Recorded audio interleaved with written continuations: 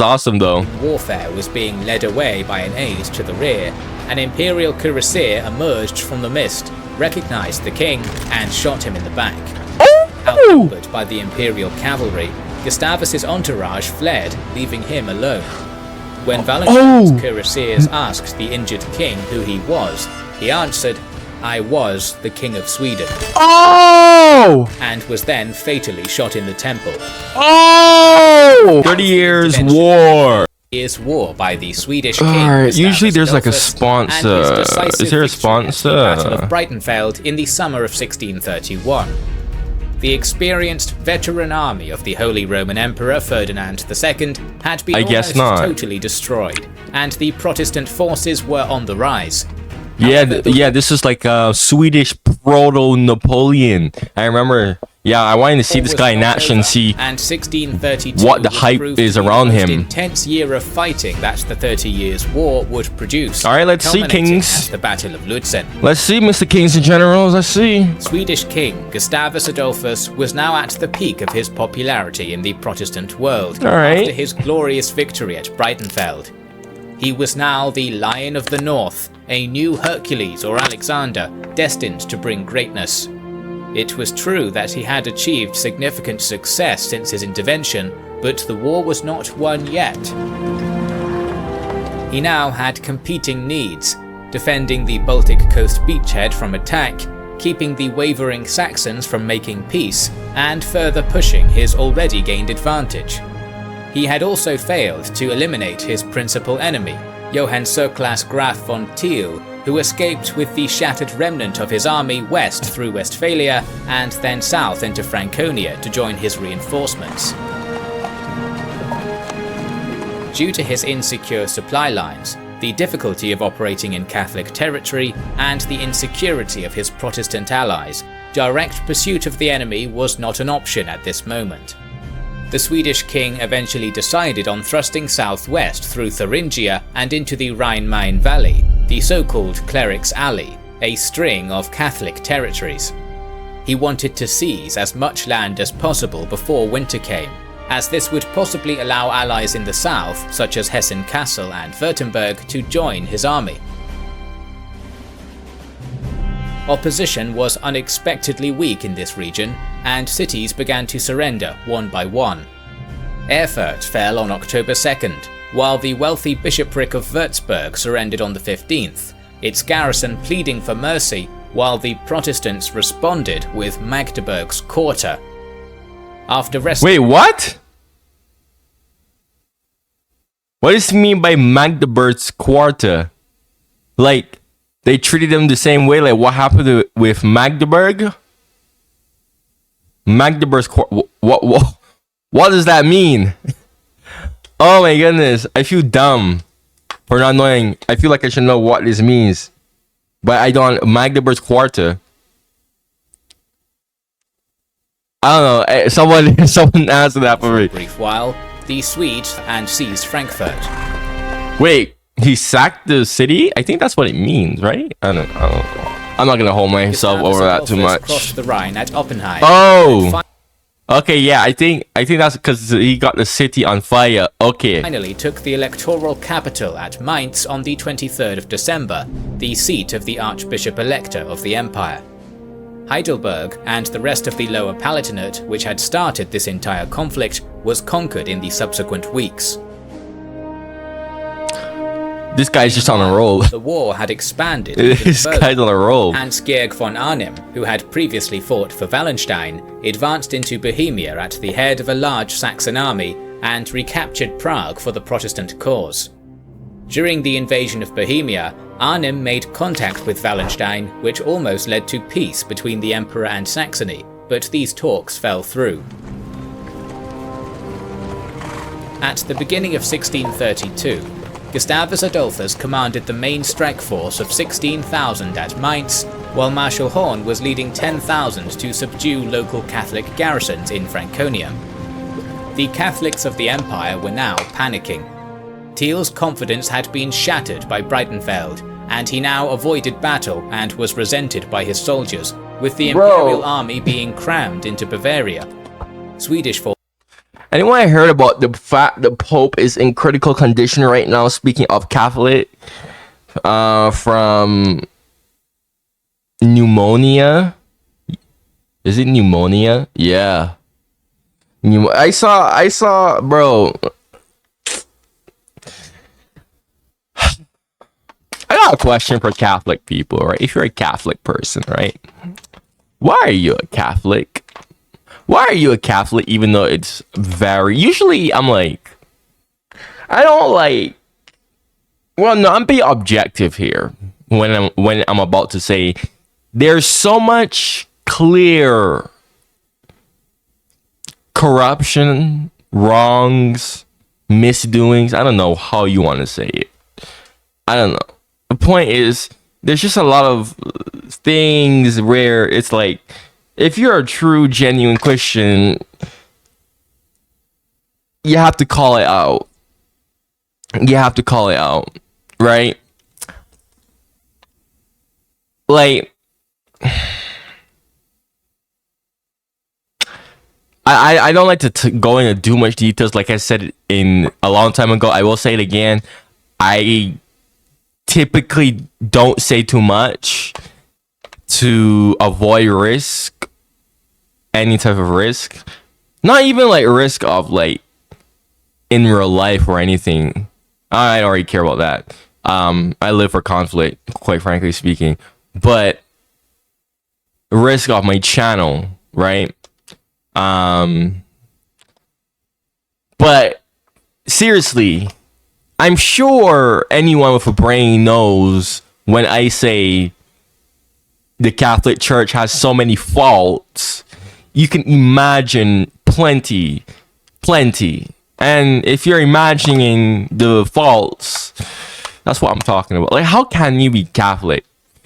I genuinely want to know. Like, I will say one that isn't like controversial, like paying God, like paying to get sanctuary in heaven. Like, what? Paying the church to get sanctuary. Like, that's not how that works, bro. That's not how that works, bro. Like, seriously. Oh my gosh. There's so much other more. Forces were resting in fresh church lands. Though the main Swedish and imperial armies were relatively localized, it was at this point in the war that conflagrations began to erupt all around Germany. Emboldened Protestants and Catholics began to raise smaller armies, which fought against each other all over the country, whilst the Swedes began to dispatch smaller armies as well, causing massive devastation and human suffering.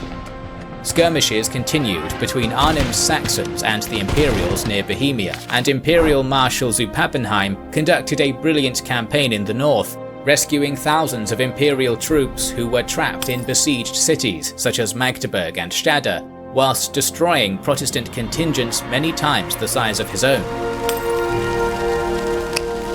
Swedish Marshal Gustav Horn attacked Bamberg and Thiel, who now seemingly charged into action.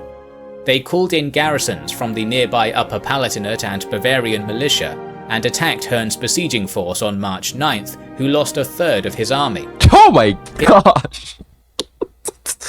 Yo, at that point, call it quits. Of the defeat, and worried that it might make the wavering Protestant Germans desert him, Gustavus Adolphus marched from Mainz, reunited with Horn, and entered Nuremberg.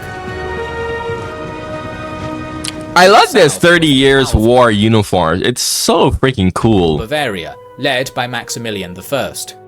It was cut in two by the Danube River, and the Swedish king could not afford to slice his force in two to attack both the northern and southern portions. So he chose to conquer the south, due to the presence of the rich electoral capital at Munich in that part of the electorate. This would require him to cross the Lech River, and he chose to move towards the city of Rhein, where Thiel had entrenched with 21,000 men and 20 guns. The Lech was a bifurcated river, split into a series of parallel fast-flowing streams. 20 guns for 21,000 men. You know, I always try to imagine this stuff on the field. I always try to imagine like thousands of people packed close to each other. And you know the best way to imagine that? Just think of a stadium. Yeah.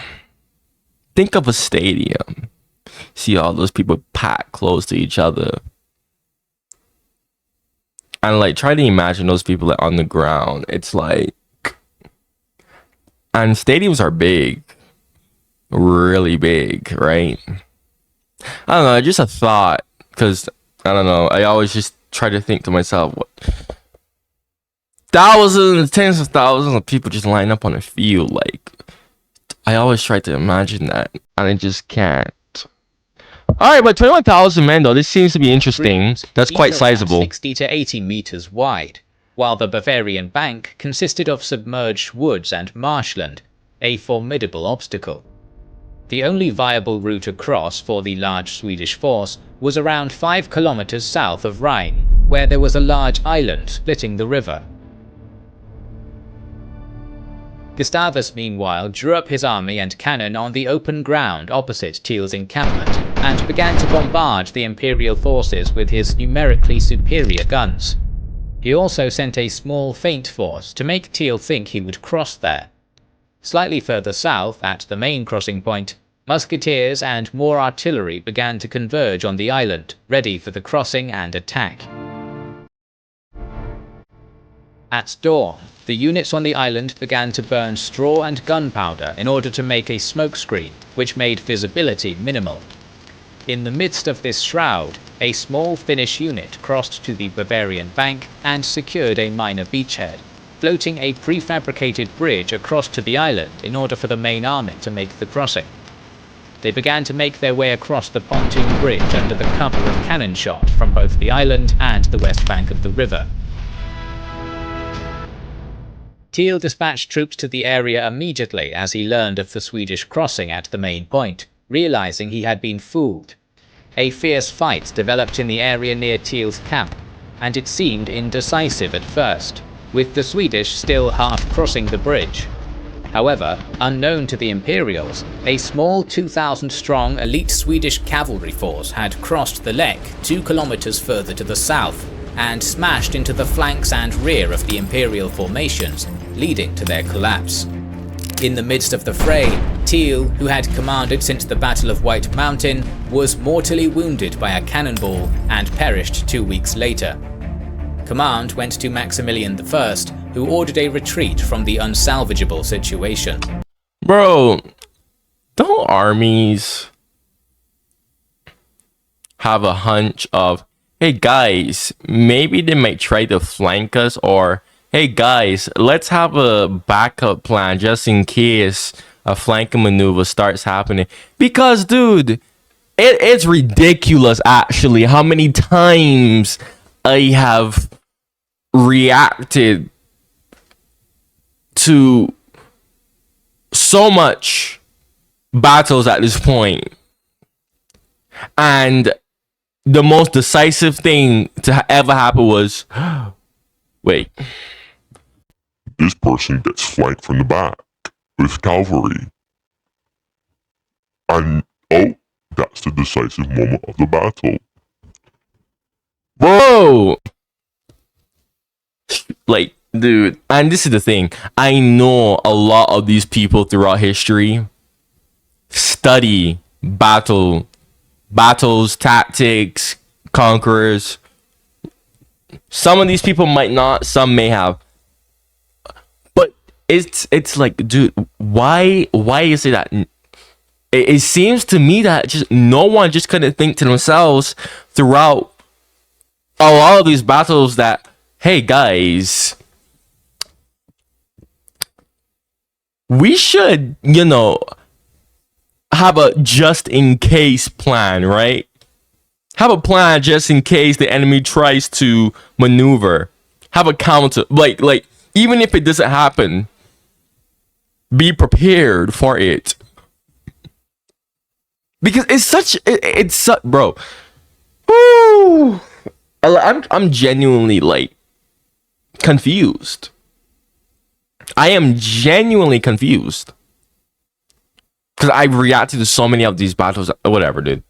Whatever. I just don't understand why no one just couldn't have prepared themselves at that point. Whatever. Attempts at diplomacy to call on Catholic France, Lorraine and Spain for help had failed, so the emperor's forces finally realized there was no other choice than to recall the military genius Albrecht von Wallenstein back to service, though they might dislike him. On the 13th of April 1632, Wallenstein was formally reinstated as the supreme commander of imperial forces. Alright, things are probably gonna get good now. Began to mobilize his vast resources in Bohemia, rebuilding shattered imperial regiments and stockpiling military resources. Alright, let him cook. Within weeks of his reinstatement, he was ready to march. Let him cook. Almost immediately, and by the end of May, he had recaptured Prague from the Saxons and forced them out of Bohemia. He now held the initiative and could either threaten Saxony or strike at the Swedish king, and moved to the west with around 32,000 men after leaving troops to guard Bohemia. Meanwhile, back west, the Catholic populations were beginning to realize that easily surrendering would mean expropriation, extortion and persecution, so resistance began to mount. Yeah, that's it, bro. This is why I don't understand why people would even like be cruel or cause havoc to surrendered cities, bro. I feel like the best thing if you want to win a war, at least, well, I think this still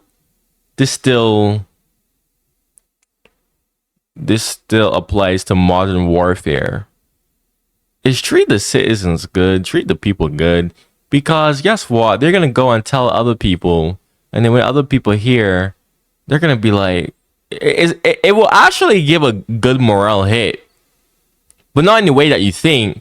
It'll give a good morale hit to where they'll think to themselves, wait, I don't have to risk my life, and if I surrender, like, I'll be treated good. Boom. The war becomes easier overall, right? Because sometimes, like, it's not about winning battles. It's about winning wars, right? And I feel like I just never understood like why so many of these people, like, they just go and treat the citizens like garbage. Like, you're just making it worse for you. Like, I never understood that logic, like, at all. Like, when I did my Timor reaction, and they were talking about how horrible he treated people after they surrendered, I was like thinking to myself, like, what is the point? Like, what is the grand purpose of that? Like, you're just hurting yourself, quite literally. Whatever, man. Wallenstein now arrived in the region with his larger force, reuniting with his old rival Maximilian's shattered army at Eger on July 1st. Knowing their precarious position, both men knew they could not afford disunity and were respectful to one another. Realizing that Gustavus Adolphus was a formidable commander, Wallenstein's tactics were extremely cautious, aware that another major defeat could mean the end of the imperial cause.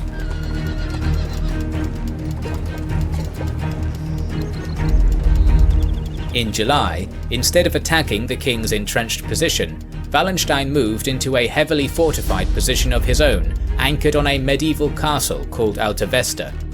His fortifications were so intense that they required the felling of 13,000 trees and the shifting of 21,000 modern truckloads of earth. It was the 17th century equivalent What the hell? of World War I, with sharpened and trimmed tree branches pointing at the enemy to skewer them.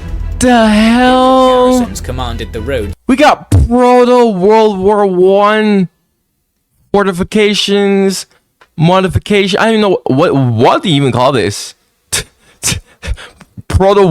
World War One engineering. into Nuremberg, while cavalry patrolled the countryside. Rather than a direct assault, Wallenstein would starve the Swedes out. Yeah, that's suicide.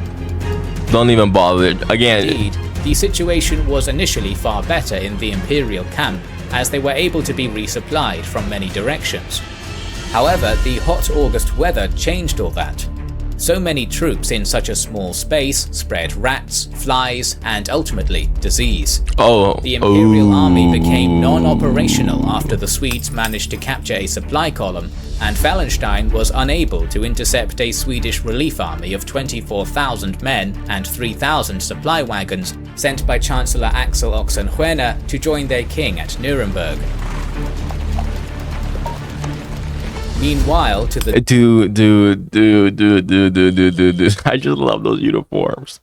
I just love those uniforms. north, the Battle of Steinau resulted in a Saxon victory. However, Wallenstein sent one of his captains, Heinrich Hulk, to punish Saxony with a 10,000-strong raiding force. He plundered, raped, and pillaged mercilessly through the countryside, and was widely known as the master of warfare by devastation. His campaign through Saxony in 1632 earned his troops a reputation for appalling savagery. You know, I think that I gotta say grape, not the R word. I think grape needs more attention in warfare. I think grape is one of those things that a lot of people tend to overlook in warfare. In my personal opinion, like,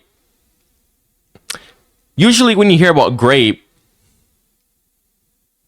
like, you'd see people being like, oh my gosh, this many people got graped.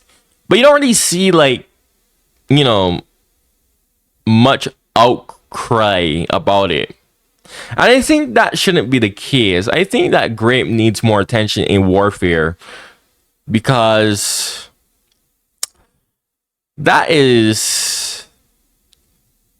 like the second worst thing that could happen to a person aside from just straight up murder. Straight up murder. Like, really and truly. Hell, I mean, even women, like, I already see women really and truly, like, having much outcry about that. Like, I see all these women talk about wait, hold on a second. We need to teach men not to grape. Grape. I can't walk out in the streets alone. Which, a lot of that is just kind of BS. But that's a whole different topic right there. But I'm just bringing that up because it's like, even then, like, those women don't really talk about wars and the amount of grapes that has happened throughout wars. Like, more people need to call that out as is. Like, a good example of that, well, the thing about it is usually, like, both sides do it. It's like,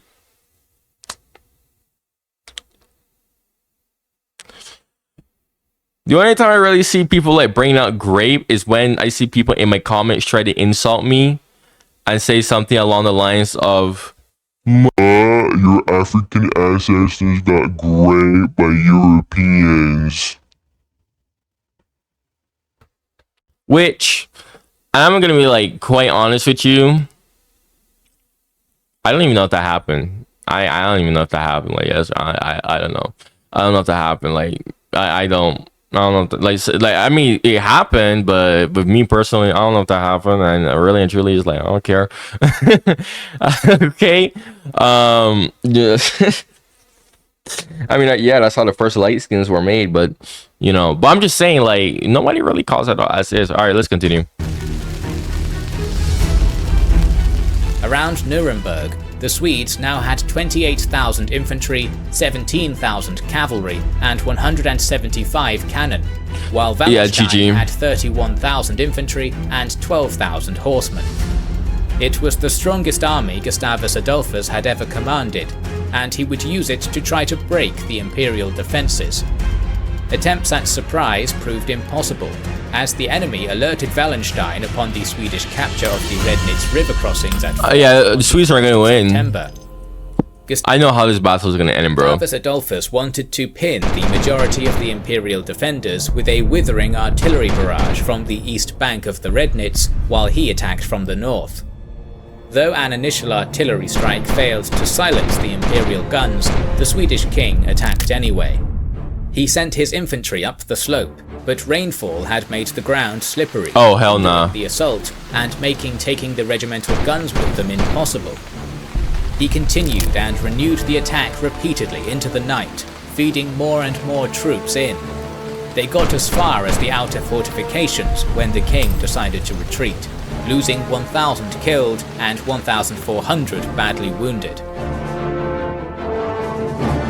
Believing that Wallenstein, whose army was suffering from diseases and lack of horses, no longer represented an immediate threat, Gustavus Adolphus marched south towards Swabia, in the hopes that his enemy would be either forced to chase him or would stay and wait for reinforcements.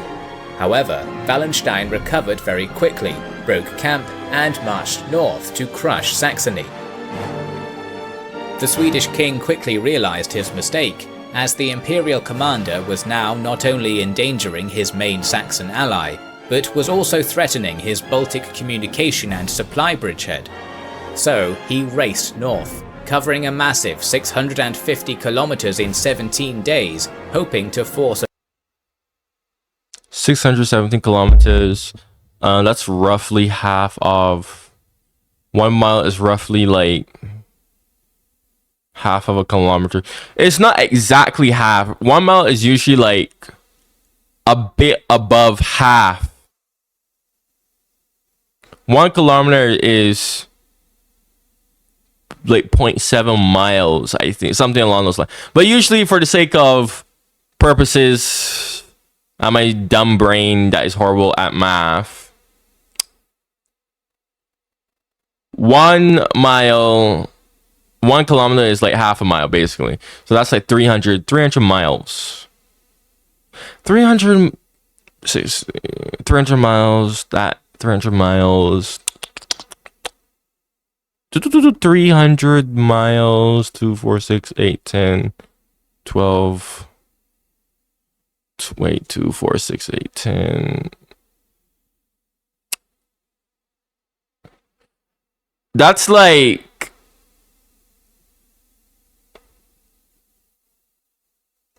That's like 60. Cause I'm trying to do the math in my head because my country's like 21 miles. So I'm trying to like do math in my head, but I'm horrible at math. 20, so I'm just doing like 20 miles times.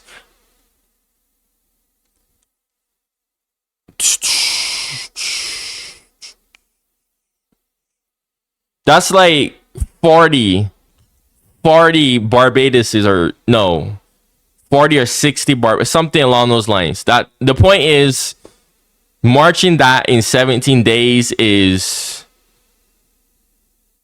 that's from just walking. The average person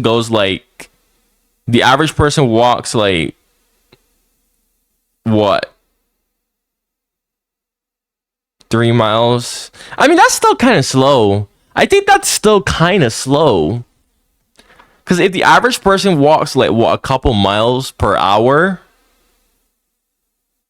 it's like 3 miles per hour, right? I think that's the average. 17. It's kind of slow. To battle. After dispersing his own troops into their countryside winter quarters, Wallenstein halted at Lutzen. When he realized the Swedes were closing in on him, he attempted to recall his soldiers urgently, but did not manage to bring his entire army back in time. Wallenstein anchored his line on the Leipzig post road. North of the road were 3 windmills standing on a shallow hill, which would serve as an emplacement for the right-wing Imperial artillery battery. Further to the Imperial right, a ring of gardens full of man-high mud walls surrounded Lutzen, which would be ideal shelter for musketeers.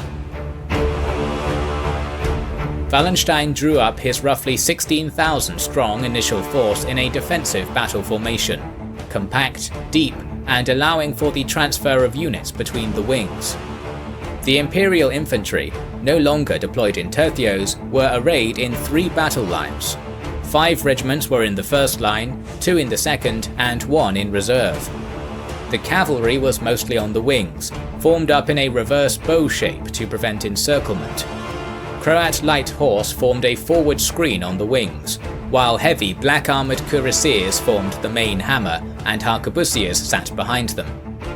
Taking advantage of Swedish tactics, Wallenstein placed 150 musketeers in front of each cavalry wing, though not in the Swedish style. The Imperial cannon were deployed in 2 main batteries, the aforementioned windmill battery, which contained 14 to 17 guns, and the left wing battery, which was emplaced in a lower lying ditch and contained 6 or 7 guns. Meanwhile, on the approach, the Swedish king led prayers and gave rousing speeches to both his Scandinavian and German troops, harried all the way by Imperial Croat light raiders. At around 8:30 to 9 am, the armies caught sight of one another, and the Swedes began to cross the Frostgraben River with makeshift bridges. After they had made the crossing, the 19,000-strong Swedish army formed up into the traditional 2-line battle formation, with intervals between each unit to allow retreat to the rear. During combat, regimental artillery occupied this gap. The king commanded the position of honour on the right wing, while Duke Bernhard commanded the left and Knyphausen held the reserve. The battle began with an hour-long artillery exchange, during which neither side suffered serious casualties. At the same time, Wallenstein set Lutzen ablaze in order to prevent it falling into Swedish hands and to prevent them from turning his right flank. The Swedish king, fearing being outflanked himself, commanded Knyphausen to send some of his reserve to bolster the right-wing cavalry. Finally, with the sounding of a trumpet, the entire Swedish line began to slowly advance as one. On the right, the first decisive action came when Gustavus Adolphus commanded his Finnish cavalry to attack the Croats and cuirassiers, while the king stayed with his infantry. This worked out, and the right wing of the Swedes swept the imperial left from the field. However, Gottfried zu Pappenheim arrived on the battlefield with an additional 3,000 cavalry and steadied the situation there. While they had stopped the Swedish flanking attack, Pappenheim was hit by a cannonball during the charge and passed away. Oh! Damn! Damn, talk about unlucky. Damn, I was not expecting that. The Swedish infantry regiments advanced and were hammered by Imperial artillery and entrenched musketeers. But these were elite units, so they continued to advance. Alright, elite, putting the definition of elite in elite, you know? And the left wing in the battery. On the left, Duke Bernhard had a difficult situation. He had to advance on the heavily fortified Lutzen Gardens and the Windmill Battery, which was bristling with Imperial cannon. Harried by Croat light horse as he moved, Bernhard's cavalry and some infantry supporting them advanced under the smokescreen created by the burning city. As they reached the miller's house just in front of the road, a fierce engagement began which would last for hours. Oh, it's this music. Oh, it's this music. The defining action of this battle would take place on the Swedish right flank.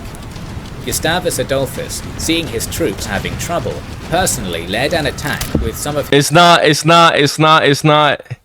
When the beat drops, that's when you know the battle is about to have its climax. Landed cavalry, but was shot in the arm and severely injured.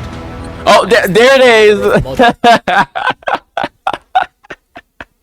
Oh my goodness, that's how you know you watch too much Kings in General. I've done way too much reactions on Kings in General. Oh, I like the music though. The music is awesome though. Warfare was being led away by an aide to the rear. An Imperial cuirassier emerged from the mist, recognized the king, and shot him in the back. Outnumbered by the Imperial cavalry, Gustavus's entourage fled, leaving him alone. When Wallenstein's cuirassiers asked the injured king who he was, he answered, "I was the king of Sweden," and was then fatally shot in the temple. Was dead.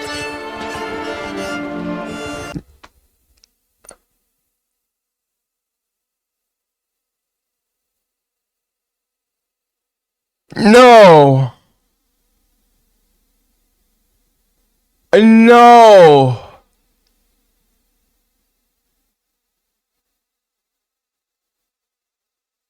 Bro, he said I was the king. That's even worse. That's even worse. Dude, that's even worse, bro.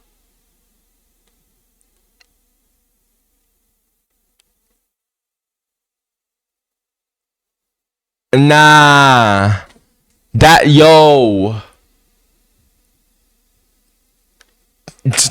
Bro, that's nah, bro. What's with all the sad stuff that I'm reacting to lately? Nah, I've done a lot of reactions where it's like, okay, you know, this person died, so and so. Nah, bro, this one hit hard. This one hit hard. That was hard. It's cause what he said.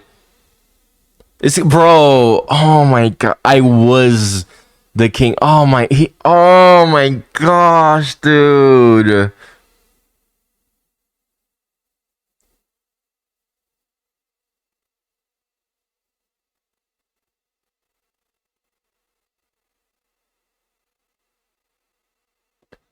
The man knew what was gonna happen to. Oh.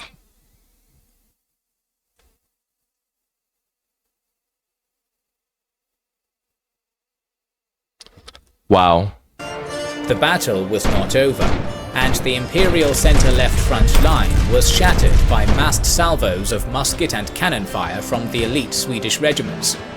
As this front line retreated, the elite of Wallenstein's army marched forth and pinned the flower of the Swedish army, engaging it in a brutal melee. A contingent of imperial cuirassiers then charged the flank of these elite colour regiments and all but annihilated them, destroying the cream of the Swedish army. Meanwhile, the attack on the left was bogged down by the imperial fortifications. The right wing was leaderless due to the king's apparent disappearance, and the central units had suffered a mauling. It was clear that the Swedish army was close to collapse, and so at 3 p.m. the lines pulled back and parted contact, retreating out of artillery range in order to reform. The army's command now passed. Bro, they don't even. They don't know what happened to the king. What? To Duke Bernard, who was keen to attack again. He rallied his soldiers and moved the reserves, who had been. Wait, why did they capture the king? Why didn't they capture the king? He's a freaking king. Now that I think about it, why didn't they capture him? Expertly steadied by Knyphausen to the front line. After a 30-minute interval, the depleted armies engaged again, and a savage combat began across the front. Massive cannonades and volley fire from muskets on both sides shredded infantry regiments. Nah, I need the Swedes to win, bro. I need the Swedes to win, bro.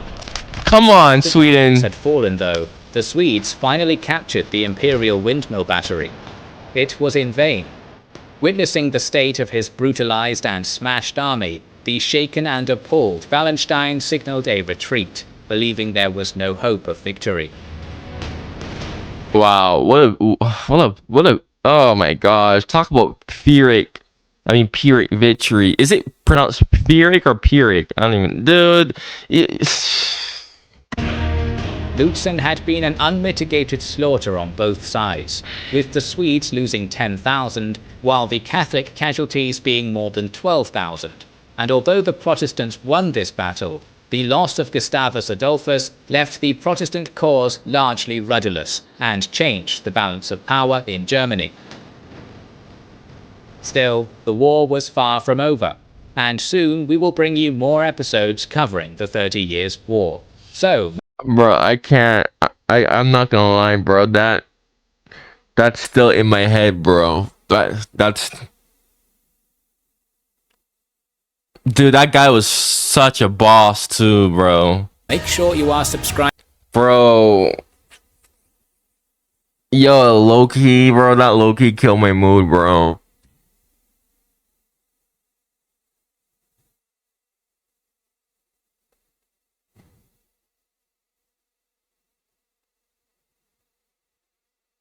Look, man, if you made it all the way to the end of the video and you have any suggestions for me, go comment down below. If you know that there's videos that you know would be good for me to react to, that you would like to see me react to,